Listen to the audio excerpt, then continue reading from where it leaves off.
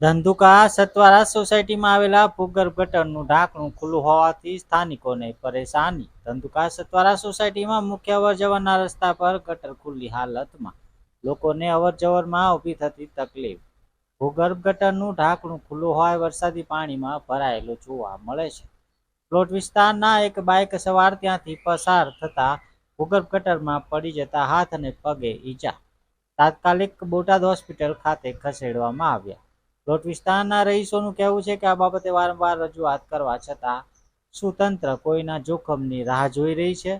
વાહન ચાલકો અને સ્થાનિકોમાં રોષ જોવા મળ્યો। વારંવાર રજૂઆત છતાં તંત્ર આંખ આડા કાન કરતું નજરે ચડ્યું। વરસાદી વાતાવરણમાં વહેલી તકે સમસ્યાનું નિરાકરણ આવે તેવી લોક માંગ ઉઠી છે।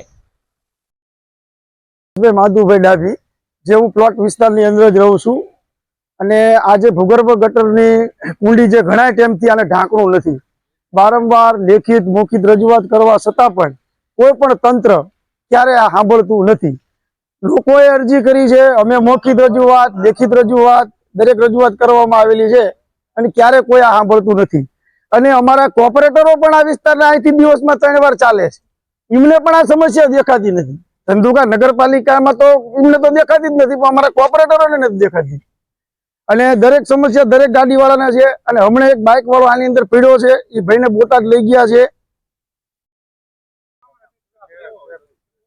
આની વહેલી તકે જીમ બને એમ ઝડપી કામ થાય, આનું ઢાંકણું નાખે અને પાણી કાયમ માટેની સમસ્યા હલ થાય, એવી અમારી બધાની માંગ છે। મારું નામ મેહુલ ભરતભાઈ ખાંડલા છે। આ પ્લોટ વિસ્તારમાં અમે રહી છીએ। લગભગ અમે આ રોજે આ પાણીમાં ખાડો પડી ગયેલો છે જોઈ છીએ।